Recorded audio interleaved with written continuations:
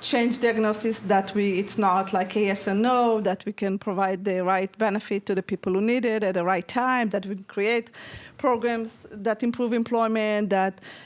So one of the questions is like, and we were talking a lot about, and Yair presented that, and Eran, about the different data sets we have in Israel and the unique, ID identifier that we have, and that gives us a lot of options to do a lot of advanced research. So I wanted to start with what do you think there are data that we are not now using that can really bring a breakthrough in the research in this field? So you are close to me, so I'm starting with you, Alal. It's also like data in Israel. You have that. Okay, so there is a lot of untapped video data that as a mother to 3 kids, I know that my phone is packed with home videos. We know how informative they are because they're already FDA approved tools that are based on eye gaze. You mentioned, you showed that in your slides. So several researchers have shown that children that are later diagnosed with autism, when they're very young as babies, they spend more time focusing on the mouth as compared to the eye area when they observe various faces. And so I'm doing that right now. Okay. Yeah. Because I can get your words better from your mouth moving. Yeah. Yes. I hope it's not because of my accent. No. Look at me. Yeah. The accent. So there is theoretically, using if we collect large numbers of home videos, I'm sure that AI can identify subtle changes in the way that children throughout development stare at other faces, and also at toys, and just focus on the details that neurotypically developing children, which we no longer divide them into discrete categories, but folks with lower AQ scores do not portray in their home videos. I'm sure that if we have a large enough number of home videos, we can tap into that resource and ultimately enable more informed decisions and risk assessments based on that resource. Of course, it requires a lot of responsible AI to see if the parents are interested in sharing that data and how it will be used responsibly. We've discussed that yesterday, and that's at least one source of data that can be used. Thanks. I think that we are on an era of huge data sets, and I think that we'll all understand that something is kind of changing currently, and connecting different data sets, for example, you have said home videos, okay, with other type of data sets will enable us explore neurodiversity, because we are thinking about that. We have said one autism is one autism, and I think using these huge data sets will enable us understand a bit better the difference between different types of autism, and it will enable us exploring the trajectories of different types of autism. So I think that we are in an era of huge data sets. I don't know if you guys want to add, Thomas or Holden, to thinking in general what is needed in terms of data that currently are not being used to make a, I think break. Yeah, I have do you hear me? Yeah. The idea of the video, yeah, that's interesting. There is one researcher, Michal, in the R2D2 project, who's taking the video and transform the video into matchstick, and she's looking at the synchrony between the people in the room. And so she's filming the ADAS, so that's for the ethical aspect to to get only the matchsticks. It's better than to have. So But I don't know. I mean, I'm still in your talk. Sorry, I'm still having so many ideas and so many. So it's difficult for me to concentrate now. And but I will say, I mean, we talked about it. I don't know where the data are, but I think sleep and circadian aspect, I think is super important. We still don't know why we sleep, and I think that the circadian aspect of the timing and it's something that could be super important for the person and for the family who needs to sleep. Yeah, I agree with sleep also. I mean, because I think there are a lot of highly intelligent autistic people, children, who are not sleeping, but because they like to follow rules, they're not going and bothering their parents, right? They're just sitting in their room staring at the ceiling or whatever. I mean, when I was a child, by the time I was 7, 8, 9, there were nights where I didn't go to fall asleep until 3 in the morning. And I never went up and bothered my parents because it was a rule that I wasn't supposed to. Mm-hmm. So going up and knocking on their door at 2 in the morning and saying I couldn't sleep, I would have been told not to do that. So there's a ton, I mean, I don't know how you get the data, but there are a ton of autistic children without an intellectual disability who are not sleeping nearly as much as people think they are. So there is a recent paper in Nature Neuroscience. This is one of your friends who looked at the Spark data, and it's interesting because he looked at the undiagnosed siblings, non-autistic siblings, and he couldn't find so much difference. So I think it's interesting to see that maybe it runs in the family, that something is more like, this will be super interesting in the future. And there will be can you see some policy changes implication that based on this data that can really inform policy or changes? I don't know about sleep, I'm sure it will bring knowledge, but some of the thought you had around the video. I can only imagine how it will could enable earlier access to care, maybe prioritize diagnosis. In terms of sleep patterns, they can be easily detected these days with, there are these wearable rings that even a baby can use. So technically it's possible. And now what do we do with it? That's Michal's question. Yeah. What do we do with this data? If you besides, of course, advancing science and understanding, but it will be, I guess it's what the question is in terms of then also impacting policy and programs. Okay, so moving along. So embracing neurodiversity means prioritizing lived experience, functional support, societal structures. But how do you see this paradigm shape research agenda and public policy, not just, more looking on how you use all of that to translate to practice and policy? So I can speak about my experience with the R2D2 project with the people. So they are now writing a paper how to co-creation. And so they are. I mean, I didn't see the paper. They didn't want me to see the paper yet. So, and I say, can I see the paper? And they say, yes, of course, and you will. But they act exactly the same as we were, because when we are writing a science article, we give them the paper after the writing. So that's. I think it's going to be a great document to know how to co-creation. And so what I learned is that first you have to know each other. It's quite obvious, but and that's double empathy aspect, super important.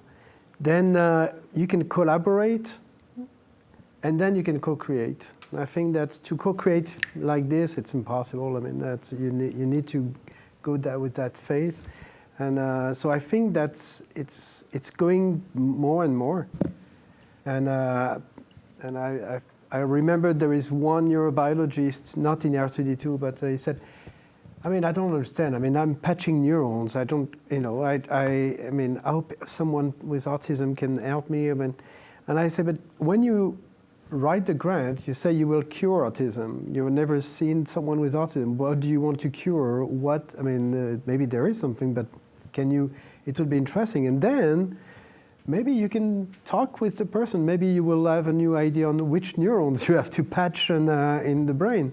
So, but some researchers, they don't want to go in that direction because they think it's too much time. It's a lot of time to do these things, but it's super rich.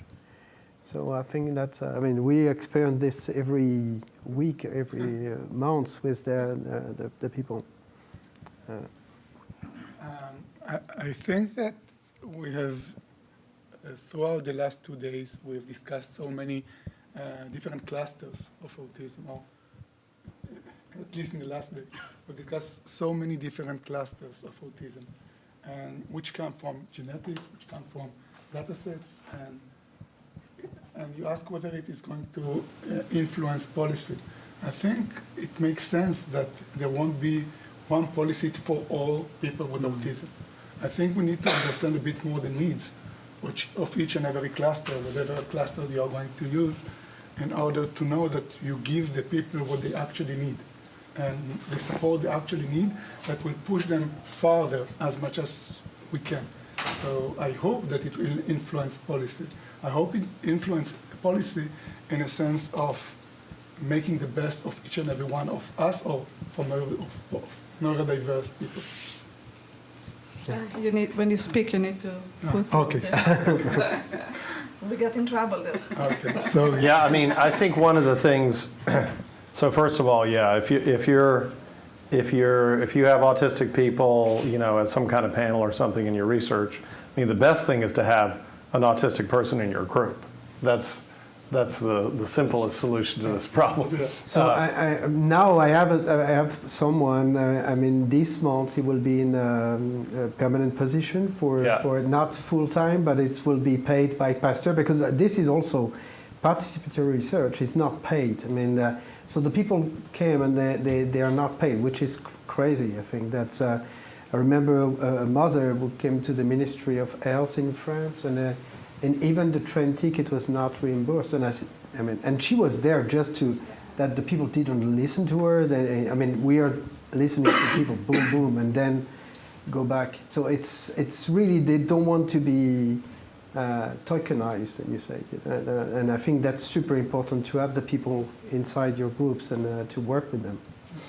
Yeah, I mean, one funny story about this is when I was interviewing Simon Baron-Cohen one time, he said, "Boy, you sure do ask a lot of direct questions." I'm like, "Dude, you wrote 800 papers about why this is." Yeah. So it's always, no matter how much you know about this, there's always going to be some new thing that comes along. Yeah. That's really funny. So, Thomas, you brought participatory research, and can you speak more about that and share some examples of participatory research that you've been doing in French, and maybe something we can learn and take to Israel? And so I think at every level. So Steph, the person who is going to be in my group, she's now talking with the people in the mouse team. I mean, looking at the live mouse tracker, and so they are now trying to make new place for the mouse, maybe to go to a nice place where they can be okay. And so they are, because we are doing this kind of doors that they can go somewhere. So they are talking, and there is one other boy who is very into the sensory aspect. So we want to have maybe a room where the sensory can be controlled by the mouse. So we are doing a lot of stuff with mice can synchronize it together. So even for mice, the people with autism, they can tell us, "Oh, we should do this, and maybe we should do that." So that's one. And then for the human part, it's amazing. I mean, in terms of research, what they tell us is to go to more sensory aspect. So I think that autism was historically, there were psychiatrists, but then the psychologists came this as a superhumans and a cognitive theory, and they didn't care so much about the sensory that was very low So this is maybe an anarchist way of thinking, but I don't think in the brain there is low or higher brain function. I think there is.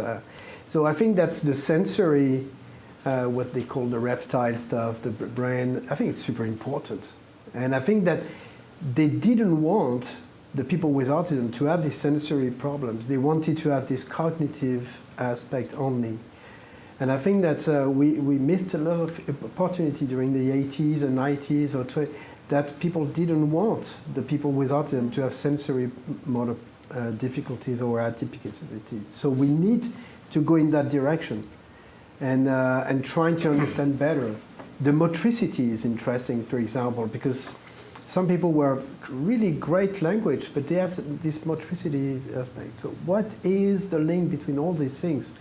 We don't have the data so much, and that's super interesting, I think. Yeah. And the more the autism community understands the science, the less tension I think there'll be around this, because a lot of this is driven by the idea that we're all going to get SHANK3 gene therapy, and all of a sudden we're all going to start making eye contact and having cognitive empathy. And a lot of that is driven by a lot of the profound autism moms who think that, and it's tragic when they're talking to you about this. There's nothing you can do but just try to experience the heartbreak that they're feeling, that there's what they think of as a normal kid in there, if you could just somehow magically remove this autism, right? And when the neurodiversity rights people hear that, they think, oh, they're going to change me also, and I'm going to not be autistic anymore. Well, the reality is, first of all, none of the polygenic stuff is ever going to be corrected. And we don't yet know, actually, I don't think, depending on how far the brain is developed, whether taking SHANK3 away is going to make a difference. Do we really know that? No, there are some genes like MECP2, for example. It was interesting that MECP2, so the Rett syndrome, for those who, it's a quite super severe forms of intellectual disability. And there is this beautiful study from Adrian Bird that he restored the mutation after the development. And it's quite, I've seen it. The mouse didn't walk, and then the mouse is walking, and wow. And so someone very famous, I don't remember his name, an immunologist, he had his granddaughter with autism, so he stood up and he said, so it's not anymore a developmental problem, it's a functional problem. So like this, so there are some genes where it looks like you restored and you don't care about the neurodevelopmental. It's really a functional aspect. So this is a mouse. Right. This is that's so we don't know. For SHANK3, the last things it's not published, but we looked carefully before birth in mouse, and we can't see any difference. So it's a little bit.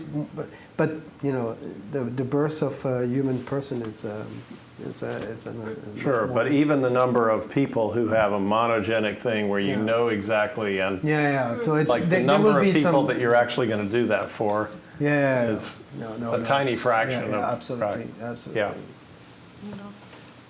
But again, I think one mother told me once, if you have a pill that makes my child, he was a profound autistic person. And she said, probably will give him, but what I want now is to know if he's happy today. That was her, I think we have to think about this. I think it's super important to me, because I think the most important is the autonomy because for the parents, this is one of the major what will happen after me. Yeah, definitely. This is. I was once in a radio show, and the mother was there, and the journalist said, "And what do you're still young, but what do you think about when you will not be there?" And the mother said, "Yes, I've thought of it." And she said, "And I think we will go together."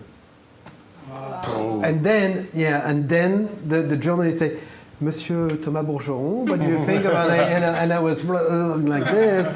And then she came back to the mother, and but it was really like, boom, yes, and of course. So this is something that we need to solve. We need to find a way that the people are taken care of. But it's a very Western thing, right? And there are lots of, in Asia, if you have an autistic kid, it's accepted that the rest of the family will care for them when you're gone, and the town. Absolutely. Right. Absolutely. And so this notion that you have to be independent is a very American and European idea. This is very So Richard Grinker, who's an anthropologist, has written a lot about this. And he has a daughter who is, I would say level 2. And her sister's already signed up to take care of her. And in fact, he told me the story that they did the will when the sister was a little younger, like a teenager or something. And she found out that she wasn't put down as her sister's guardian. She was very upset. Yeah.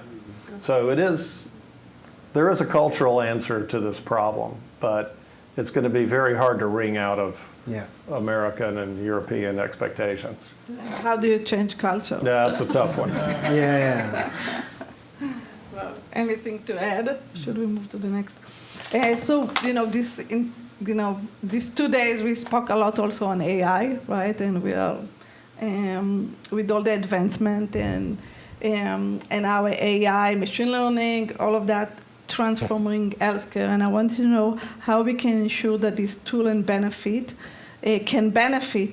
not just technically but also ethically and equitably, like with fairness, as also children and kids. And I think like you gave one example today of what they are doing. If we can take what they are doing on employment at Vanderbilt, and I'm already thinking about, employment is such a big issue in Israel for people with autism, and what we can do with the government and now with AI, and to help them, train them, prepare them. The example was preparing to job interviews, but even like more things. So any thoughts about advancement in AI that can help these communities? High-functioning individuals are perfect for a world that's more AI-driven. They have a selective advantage to, for pattern recognition and for just being able to focus on data-driven products. So that front, the less human interaction that is expected to be in a more AI-dominated world could be helpful. And I want to second what you just said about AI helping autistic individuals be better prepared for the job market. That is certainly something that we need to improve. And there are more and more opportunities. You can have your LLM chatbot help you communicate with the world, with your colleagues, with your customers. There are more and more opportunities to better handle your neurodiversity, the way I see it. I don't know how that translates to policy, but I just see more opportunities. Well, there's somebody named Ludmila Praslova who's autistic, who wrote a book called The Canary Code, which is about ways to encourage more autistic employment. And it's called The Canary Code because she says, if your workplace is bad for the autistic people, they'll be the first ones to signal it to you. But if you don't fix it, then eventually it's going to be bad for everybody. So they're the canaries. And, she's got a lot of good things in there, but it's all about, explicit expectations,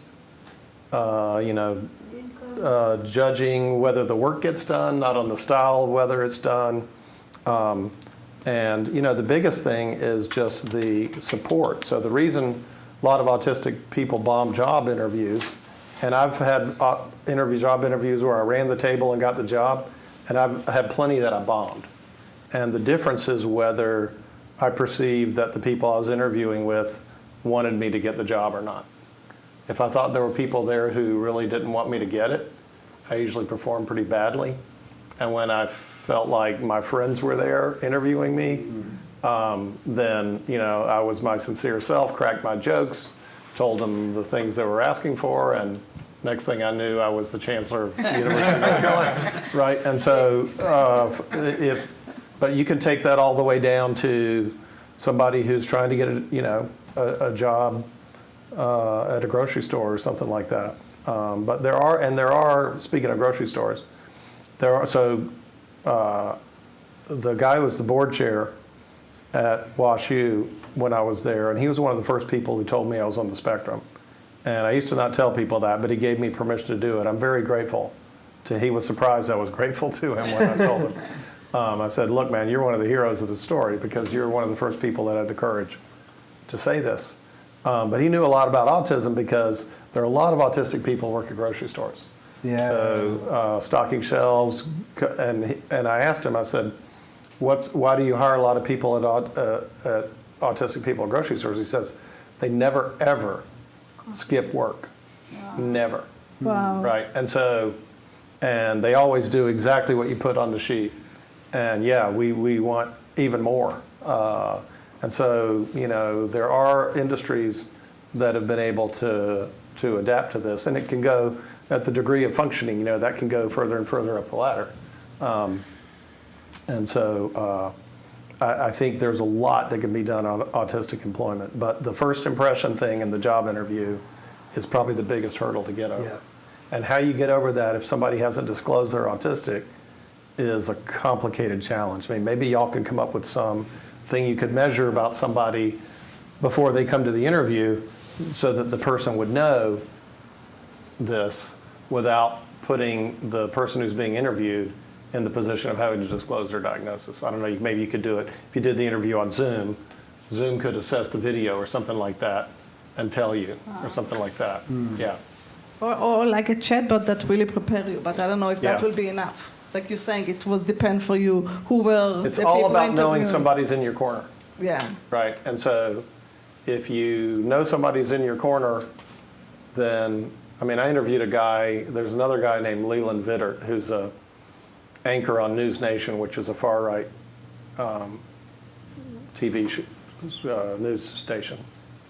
And Leland lost his job at Fox News because he refused to let a Trump person off the hook when he was interviewing them about the fact that they were saying the 2020 election has been stolen. And Lachlan Murdoch happened to be watching the interview and wrote an email immediately saying Leland's out. Leland's conservative bona fides are pristine. He's at News Nation. That's even further to the right than Fox News. But he was in this factual thing with this person and just could not let go of that. But if you read his book, how he got to be a news anchor despite having, the eye contact and all those kinds of challenges is just basically because he always had people who were supporting him. Yeah. And so getting more autistic people employed is about having them feel like there's somebody in their corner that is hiring them. But this is something I can say that's true for everyone. Everyone can. Well, of course, do all better these things are better for everyone. Yes. If you interview with and something. That's why we're the canaries in the coal mine. Yeah. But so just once, this is exactly, so I had a story. So one day I was getting out of Pasteur and a woman came to me and said, "Oh, Monsieur Bourgeron, you saved my life." So it doesn't happen to me so many times. And I said, "Okay, and you have an autistic, maybe you have an autistic child?" No, I have a daughter with dyslexia, okay? And she said, I met you at a party, and you said, I talked about my girl, my daughter who had dyslexia, And you said, "Oh, I have a student, I had a PhD student with dyslexia," and I said, "I wrote the thesis." And she said, "You said that so without any, culpability about writing the thesis instead of the guy." And I mean, I didn't write the thesis, but it was really like I was a new PhD student. And she said, "So, in fact, I helped her more than before because I didn't have this culpability to help her. Now she had the baccalaureate, and she's a psychologist, and she's working with people with dyslexia, and she's flourishing." And then I realized that some people, they can struggle to some steps, but then they can flourish. So we have to be super careful not to stop people at some stupid exams, that they can be stopped there, especially when you're in the spectrum, that you don't understand exactly what is the implicit spectrum, and you have to help them. And by the way, the guy, the dyslexic person, is super creative, and is doing some really beautiful figures, and so he's compensating. But now he's struggling because, he's in Canada because for many reasons, but he's struggling, and he will probably not be a researcher because he doesn't have the help. The people took from him, and they are not helping him now. And I think that's so. And I think in science now, science was quite a niche for people on the spectrum. And I think now you have to have a story. You need to tell. You have to communicate and so on. And I'm really upset about losing some people like him or other people, because you need to. And I'm almost more upset by some people who are not scientists, but who are really good in telling the stories about things, and they have the position, and the people who are in the spectrum, they don't have the position. And I think we have to, there is a philosopher in France who said, before there was to be, then to have, with the capitalism, blah, blah, blah, and now to pretend. Mm-hmm. And I think science escaped from pretending, but I'm a little bit afraid now that we are sometimes pretending and not, and I think people with autism, they don't like to pretend, for sure. I got fired as an actor when I was 12. But that was your mom, so she was too harsh on you. Recruitment in science, we have to be careful about this. I agree with that. Super important. Yeah. But I think style is overweighted in every single thing that we choose people for. Mm. Yeah. So we have only 15 minutes. I wanted to open it to the audience to see if you have a question. Noam? So Holden's talk was amazing for me. Really, I heard things. Oh, absolutely. I was saying that Holden's talk was amazing for me. I've heard things I've never heard before. I also took the AQ test while. Yeah. Well, I wanted. How much did you get? I took 25, but I do not make eye contact. So maybe I don't know. Who knows where this is going? Anyway, what I want to say is, I think in Israel, things might be worse off than they are in the States. I mean, thinking of the Israeli ethos of what it is to be successful, it is very neurotypical centric. Like in the Israeli side of the pan, think about how we envision a successful person, the aircraft pilot, the fighter pilot, very sure of himself, very social, or the high-tech person. So how do we, and apparently it's on us, how do we make our society more accepting of neurodiversity? Even thinking of the question I asked you 3 hours ago, are we going to cure autism? I'm now somewhat embarrassed of having said that. Why are we trying to? This is not. So how do we go and fix that? Because I don't think Israel is in a very good place. Even though it is Western, it is very conservative socially about these specific things. I'll give you one more. 5 Israelis, 10 opinions. That's a We don't Jewish like thing. that. How can you have 2 opinions? You only get one. You only get one. We do say what's on our mind. At least that's You do say what's on your mind. Yes, we like that part. Yeah. Maybe I can Yes. I can comment. First of all, I was thinking similar thoughts that in the culture, I mean, Israeli culture, it used to be that if you are taller, stronger, more brave on the army, so your path is already settled down, and you don't have to fight more. And of course, it's changing over time. But I wanted to share something that while I was listening to, most of the day was about autism, so we are really deep there. There was a movie in Israel called Pilpelim Tzehubim. It's about a sweet kid of 5 years old, really autistic with no need for diagnosis, and the struggle of the family and so on. It became to be the one that everybody at that time saw, everybody was talking about, and it really, I thought it made a huge impact. I mean, it was a movie, but the movie was done really beautifully, got a lot of prizes, but it was a super sensitive in the sense that the kids was you know, I don't know what class, but not in C1. I mean, it was C2. Clever, only concentrated on Israeli songs from the 90s. I mean, something very specific. And the parents that were this type that we are talking about, I mean, you know, successful and powerful and can do everything, found themselves in a situation that is impossible in, you know, their identity was broken into pieces. And the movie is all about this finding a path to this kid, and the kid finding a path to affect his parents in a it's not a, you know, happy story. It's just a very realistic, interesting, and deep about relationship, about difficulties, and so on. And I think that having cultural events like your talk, like other stuff, it doesn't have to be talk, but in a public as a part of a training of parents or something like that, that is not talking about your kids, but seeing something other, like other people, can make a huge difference.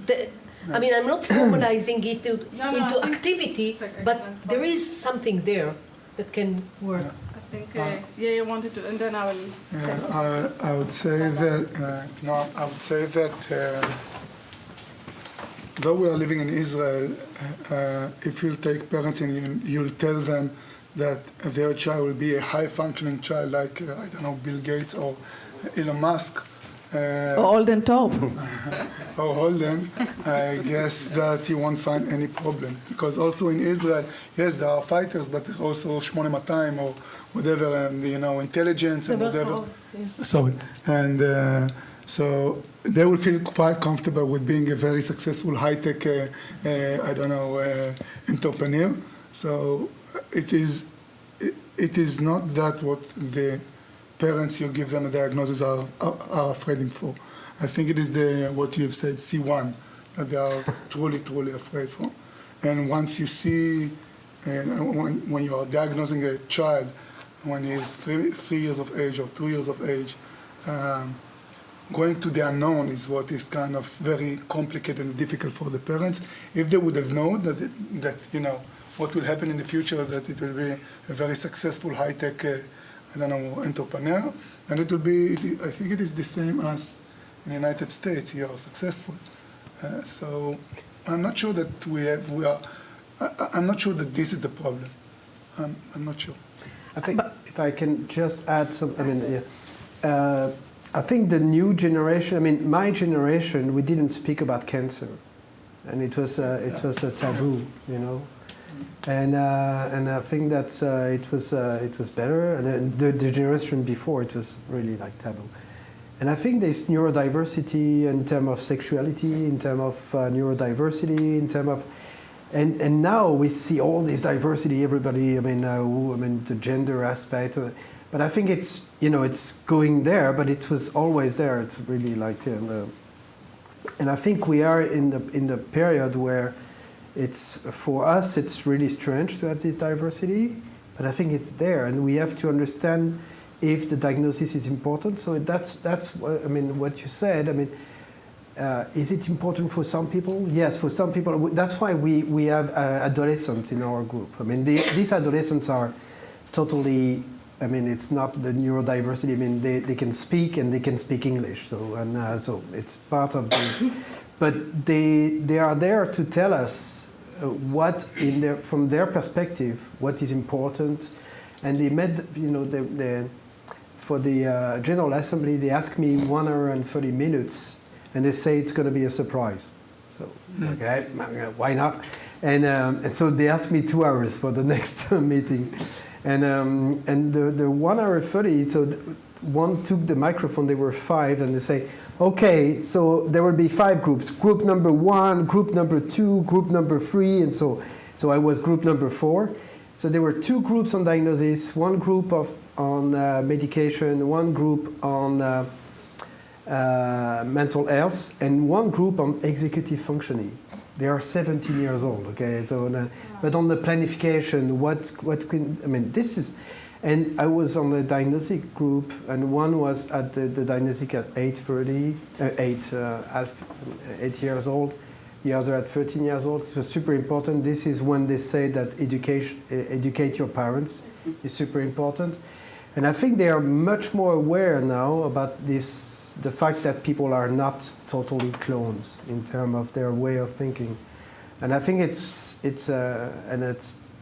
part of our new way of thinking. And for some people it will help. For some people it's again the needs and the wish are quite multiple.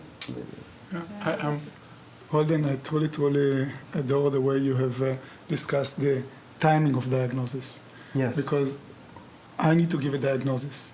You have said quite nicely that if you would have got the diagnosis too early, maybe it will affect your life completely differently. And given the neurodiversity and the differences between different type of autism, is it right or wrong to give a diagnosis? And when should we actually do it? It is not just, it is, how would I say, to categorize children based on diagnosis. It is to kind of put them in a box. And if you are doing it too early, sometimes you may cause harm. It's interesting because during the review process at the European, the one of the adolescents was there, and the guy made I didn't know what he wanted to say, so he said, "Oh, the scientists, they make bugs, and we are here to change the shape of the box." It was so great the way he was talking, and one of the reviewers said it was a little bit too much emotional. So that was one of the criticism about our project, but it's interesting to see this this aspect coming from them, and I think that one thing I really like is that we have these people, they give their way of thinking, and I think they also said to us that luck is important. So you're talking about your wife. The way I met the woman of my life is totally by chance, and it has changed my life. Totally. I will be there for sure. So I think that we have to be, if we can bring a little bit more luck to the people that are in difficulties. This is I sign immediately. Yeah, I think autism, the problem is we have an overdiagnosis problem and an underdiagnosis problem. Yeah, that's it. And unfortunately, people like to talk about one of them or the other. So an overdiagnosis is one that isn't wrong, it's just that it doesn't have any utility or it may even cause harm, right? So the people that are getting a diagnosis who aren't benefiting from it that much, it's not that we're giving them the wrong diagnosis, it's just that we have no way of knowing whether it's going to help them or not. And again, that's something that maybe the genetics or something like that could help us with. But if you talk about that, then the problem is that you might discourage people who do need a diagnosis and can benefit from it from getting one. So I always say to people, look, if you listen to my talk and you've decided, yeah, I got a lot of autistic traits, but I don't think I need to get a diagnosis, I don't think I'll benefit from it, that's great. But if you decide to start talking about that, don't do it in a way that devalues the idea that there are people out there who are suffering who haven't gotten a diagnosis and they're entitled to it. And that is, like, you're the policy person, that is a complicated, I don't know how to solve that. Because, you know, there was a piece in the Washington Post today about how autism has a big overdiagnosis problem. And, you know, a lot of the neurodiversity rights people would cringe at that, but I get it. There are a lot of people who've gotten diagnoses who have been hurt by it. But you can't talk about that without talking about the fact that, like, there could be some homeless person out there who's autistic, who's not functioning, who hasn't gotten a diagnosis. And if you just start discouraging diagnosis, then you're never going to help them. Yeah. Wow, we are finishing on a tough note. Yeah, you can fix for it. the policy. Yeah. Thank you. Thank you. Wow, what a day. Yep. Amazing. Thanks for letting me be part of it. Inspirational.